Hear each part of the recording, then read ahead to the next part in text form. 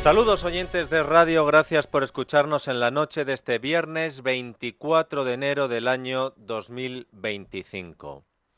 Cada hora que pasa es más evidente que a Pedro Sánchez su operación Rehenes se le está volviendo en contra.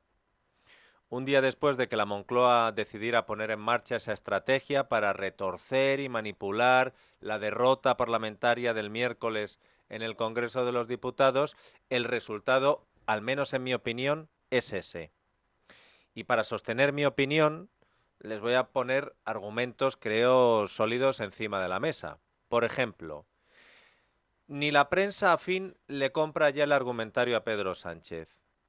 El mismo diario que les cité ayer y que nos adelantaba los planes del gobierno de no hacer nada para que se vieran los efectos del no del PP y de Junts a la subida de las pensiones, el mismo diario, es decir, el diario El País, fíjense cómo titula hoy su editorial.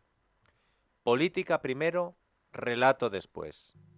Y dice El País que es legítimo que el gobierno quiera dar la vuelta a la imagen de debilidad que traslada la votación del miércoles, pero que insistir como hace el gobierno en que el PP y Junts juegan de forma irresponsable con las pensiones no sirve como solución a los afectados. Cada hora que se gasta señalando a los culpables de la derrota parlamentaria, dice El País, puede ser útil en una efímera táctica de dominar el relato político, pero es una hora perdida en una cuestión urgente para la sociedad. Cuando ni el diario El País le compra la mercancía a Pedro Sánchez, es que la cosa pinta mal. Fíjense que en el diario Deprisa hasta le ponen fecha para cuándo, como mucho, tiene que rectificar la Moncloa. El Ejecutivo apenas dispone de un par de semanas para arreglar el desaguisado, dice textualmente. Debe asumir su parte de coste político y acabar con la incertidumbre. La política primero y el relato después.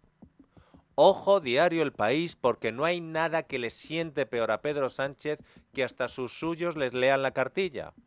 Y la última vez que el diario El País le hizo un editorial, bueno, ese la verdad es que era bastante más duro, a Pedro Sánchez, pues salió el director y otros muchos responsables de aquel diario El País. Pero es que es evidente que una estrategia tan burda como la que ha iniciado parece que por decisión personal Pedro Sánchez de maltratar a los ciudadanos con lo que él mismo llama dolor social para tratar de culpar al PP con la excusa de que resulta que el gobierno de España, que lleva aprobados desde 2018 un récord absoluto de 152 decretos, 152 en 6 años y medio, ese mismo presidente ahora no puede aprobar un decreto para revalorizar las pensiones, un decreto para subvencionar el transporte y un decreto para ayudar a los afectados de la DANA, por ejemplo. Pues convencer de esto a la gente casi es un suicidio político. Y sin embargo, iba a decir el Palacio de la Moncloa, iba a decir el gobierno, iba a decir el sanchismo, pero creo que lo más preciso es decir, y sin embargo, Pedro Sánchez Pérez Castejón sigue empecinado en mantener R que R secuestrados a los ciudadanos, aunque eso suponga bloquear la legislatura. Y digo que tengo que personalizar en Sánchez porque les tengo que dar una noticia que acaba de publicar Voz Populi, pero se la voy a dar después de que escuchen a Sánchez. Porque hoy el presidente se ha dado una vuelta por Fitur. Si se ven las imágenes hay más guardaespaldas que periodistas, pero los periodistas, claro, en Fitur no lo pueden bloquear. Y ha habido periodistas que se han acercado un poquito al presidente o a su cordón de seguridad y le han podido preguntar qué va a hacer para revertir la situación. Yo apelo de nuevo a la responsabilidad de las organizaciones políticas que votaron en contra, al sentido común y al que podamos sacar un Real Decreto Ley de Ómnibus, que es un escudo social que se necesita en nuestro país. Presidente, lo de las pensiones, ¿lo van a recuperar ustedes pronto? ¿Y el transporte público gratuito? ¿Y las ayudas a la DANA a los municipios afectados? Claro, no, es que hay muchas más. Es que el Real Decreto Ley es las medidas a los desahucios. Tienen que ser conscientes del dolor que se ha causado con su rechazo. Creo que hay que apelar a la responsabilidad, a que reconsideren su posición y a que permitan la aprobación de un Real Decreto Ley que es en favor de la gente. Venga, te voy a hacer una rueda de prensa. Gracias, muchas gracias. No voy a hacer una rueda de prensa, por favor, que yo no estoy para estas cosas. Se le está poniendo un tono de alcaide de prisión de película americana de tienen que ser conscientes del daño que han hecho. A la jaula. ¿Han escuchado la pregunta a gritos de una periodista? ¿Se le ha pasado por la cabeza convocar elecciones? Y en ese momento a Sánchez, oiga, que yo no estoy aquí para responder a los periodistas. Luego vamos a entrar, con los cayetanos en esto del adelanto electoral. Pero por continuar desmontando la trampa argumental de lo del decreto ómnibus. Dice Pedro Sánchez que cada cosa es muy importante. Pues precisamente por eso, si es tan importante, ¿por qué no merece un decreto aparte y una votación aparte? ¿Por qué hay que votar el impuestazo energético junto con la revalorización de las pensiones, junto con la entrega de un palacio al PNV, junto con la bonificación del transporte, junto con las ayudas a la DANA, junto con un blindaje a los ocupas, junto con ayudas para la adquisición de ciclos para pedaleo asistido, junto con el impuesto del tabaco, junto con exenciones para no pagar impuestos de sociedades las empresas creadas con motivo de la celebración de la UEFA Champions League femenina de 2024? Y así podría seguir hasta leerles los 101 artículos, 80 medidas, 5 disposiciones adicionales, 9 disposiciones finales y una disposición transitoria. Que eso era el megacóctel decreto ómnibus. Porque ya puestos, que Sánchez haga una sola votación este año y además de todo lo que les he dicho antes, meta también los presupuestos generales del Estado, el cuponazo para Cataluña y el reparto de menas y ya se ha acabado. Ah, ¿lo votáis todo? No, es que todo forma parte del escudo del presidente, que no es el escudo social, es el escudo de Sánchez. La disparatada posición de Sánchez ha obligado hoy a varios de sus ministros a tratar de escapar de esto como podían. Ahora sí les leo la noticia de Voz Populi. Nervios en Moncloa. Ministros plantean un nuevo decreto para que el PP no gane el relato.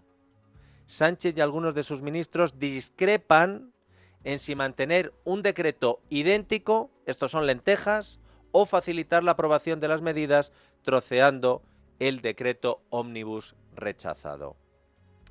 Y claro, es que hay un problema, porque había ministros que estaban pensando en que Sánchez a lo mejor rectificaba hoy, pero ellos tenían que hablar antes. Por ejemplo, Margarita Robles tenía entrevista en Televisión Española y antes de lo de Sánchez en Fitur, ella decía que el gobierno trabaja en un plan B. Se estudiará, se está estudiando ya aquellas medidas necesarias para poder revertir esa situación. Mire, lo que no puede ser es que unos, porque están en el chantaje permanente, otros, porque les vale cualquier cosa para hacer oposición, estén utilizando a los pensionistas en este caso. No sé si podría ser en el Consejo de Ministros del martes que viene, incluso cuando el Gobierno pueda llevar algún tipo de iniciativa para que vuelvan a subir las pensiones y se compensen las ayudas, vuelvan a entrar en vigor las bonificaciones al transporte público. Ministra. Me consta que el presidente y la ministra de Hacienda lo están estudiando con todo el rigor y, por tanto, no me corresponde a mí adelantarlo. Claro, Robles no quiere adelantar nada para no meter la pata. Hay otros que lo que prefieren es seguir la versión que había dado ayer el presidente y mantener lo de que no se puede trocear. Los Óscar, López y Puente. La teoría del trofeo que es muy divertida. Yo escucho al Partido Popular y me queda claro que está en contra solo de una. Por lo tanto, no recuerdo cuántas medidas lleva el decreto, no sé si son 90 o incluso más. Le llevamos todas sin el palacete y acepta todas las demás. Pero esto no funciona así, oiga. Bueno, yo creo que el presidente del gobierno ha sido claro, ¿eh? Nosotros ahora tenemos que ver cómo somos capaces de recomponer una mayoría que apoye unas medidas que no son medidas aisladas. Yo lo primero que llamaría es a la reflexión a los grupos políticos que han votado en contra para que se den cuenta de que no hay ninguna justificación, ni siquiera esta justificación de que es que había medidas que iban envueltas con otras que no eran aceptables. ¿Cuáles son las medidas no aceptables? ¿Cuáles son las medidas no aceptables envueltas con otras? Pues vamos a responder a la pregunta de Óscar Puente con otra pregunta. ¿Es decente calificar al PNV como colectivo vulnerable? ¿Es justo con las personas vulnerables equipararlas con el Partido Nacionalista Vasco? No, ¿verdad? Sería una tomadura de pelo, imposible de votar.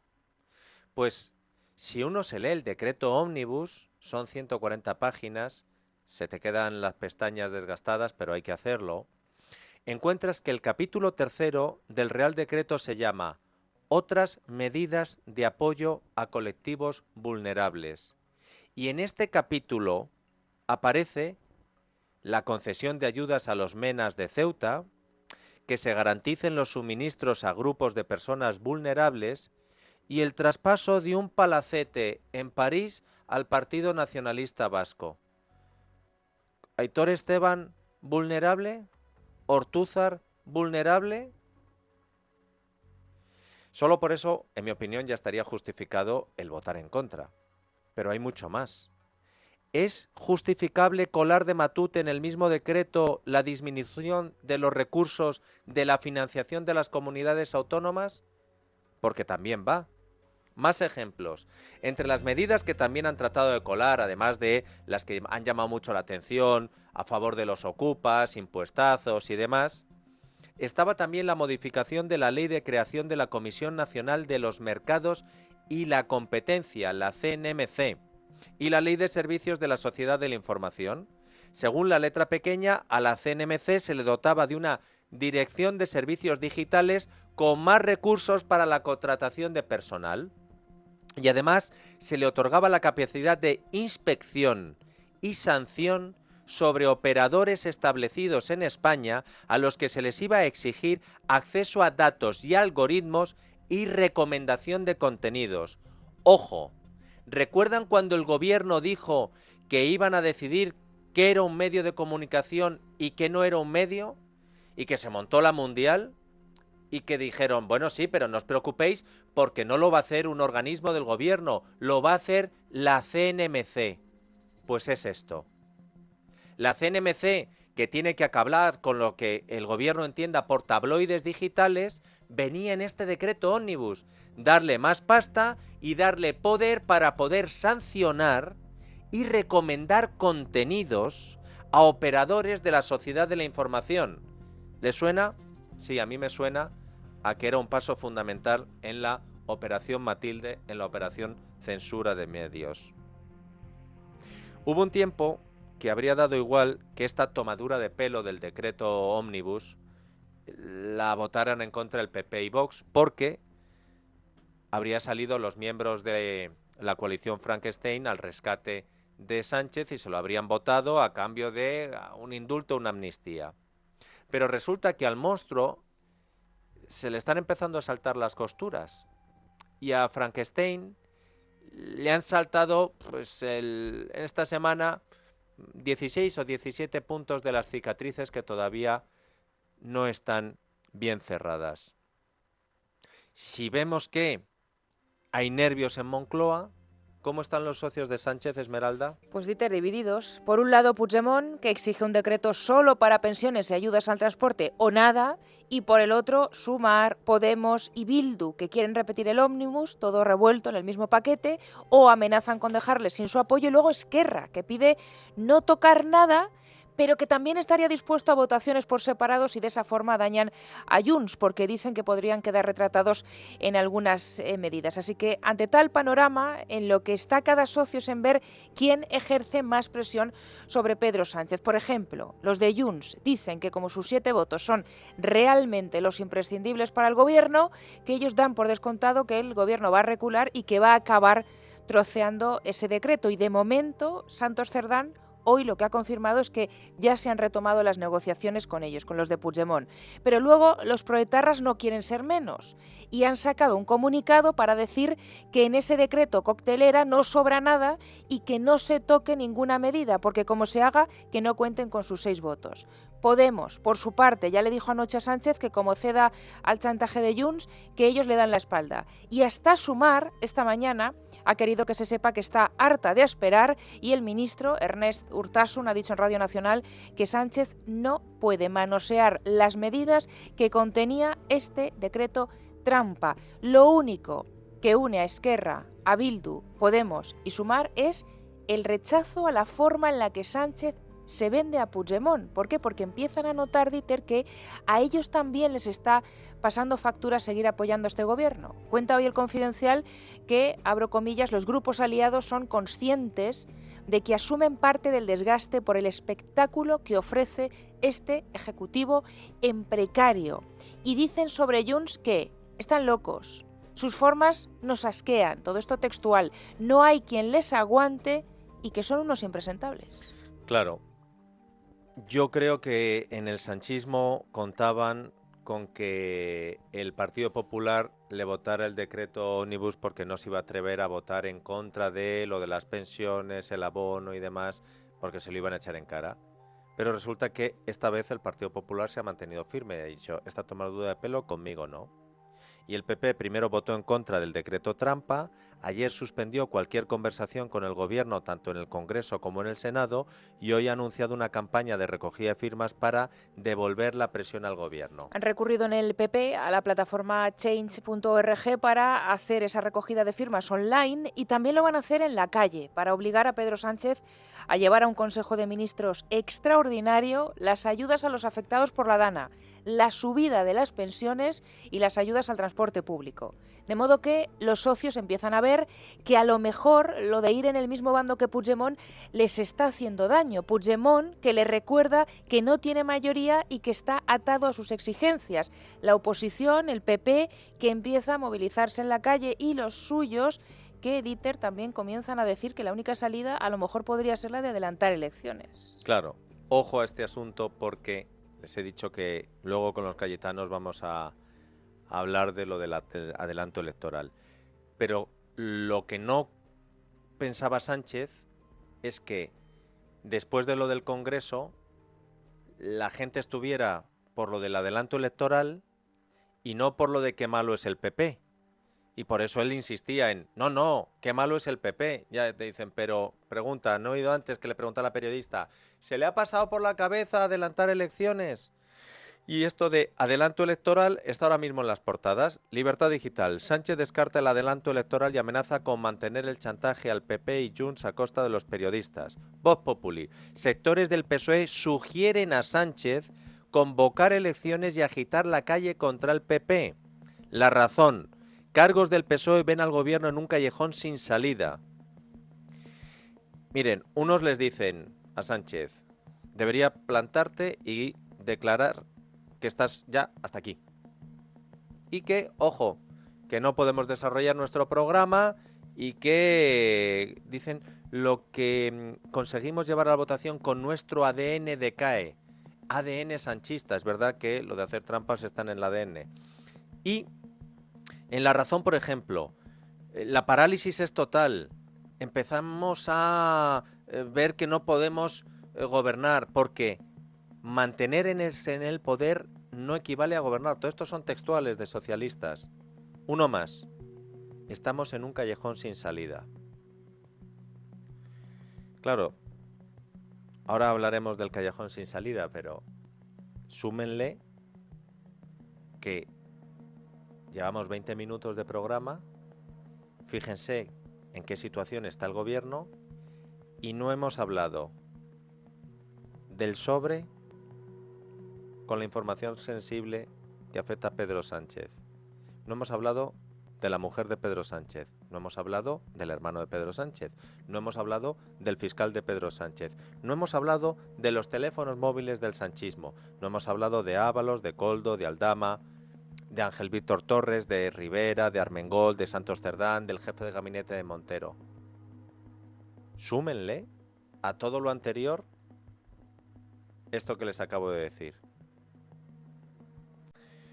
Pedro Sánchez desde hace tiempo está en un callejón aparentemente sin salida.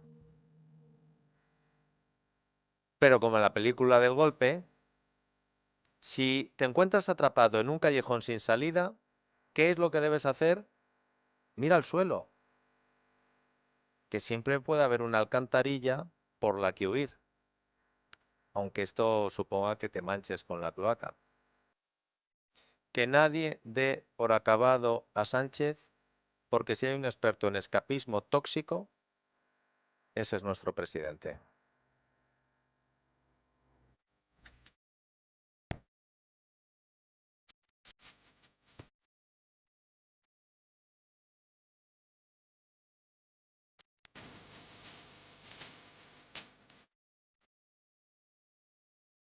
Ya le hemos alegrado el día a Sánchez. El que estaba enfadado porque hasta sus ministros le dicen que hay que tirar el decreto ómnibus y en el radio le comparan con Robert Redford. Lo mismo nos cae una querella de Robert Redford, pero había que hacerlo. 8:22, 7:22 en Canarias, escuchamos la columna de Agapito y entran ya los cayetanos.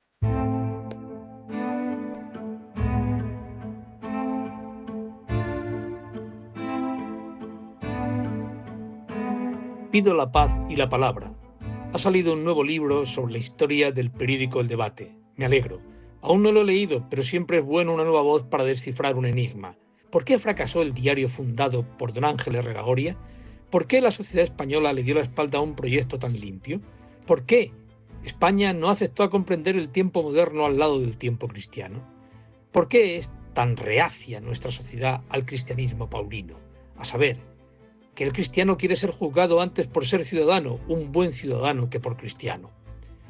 El Debate es, visto a distancia, unidad de medida de la cultura y la historia de España, sencillamente porque fue un periódico castigado por los vencedores y por los vencidos, vara de medir, de estudiar a la Iglesia Católica y a la sociedad española, sobre todo una manera de mediar entre ambas.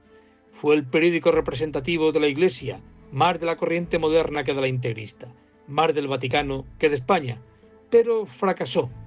¿Quién debe responsabilizarse de ese fracaso? Es tarea aún por dilucidar. En este periódico, y posteriormente en el Ya, su sucesor, está el espíritu de Ángel Herrera Oria, que no ha conseguido penetrar en la sociedad española.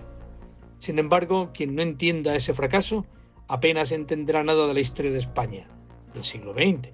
Por desgracia para la historiografía contemporánea, esos dos periódicos, El Debate y El Ya, son más citados para adornar los libros de una historia políticamente correcta, es decir, de una mala historia, que para ser analizados su aportación a la formación de una opinión pública madura y democrática.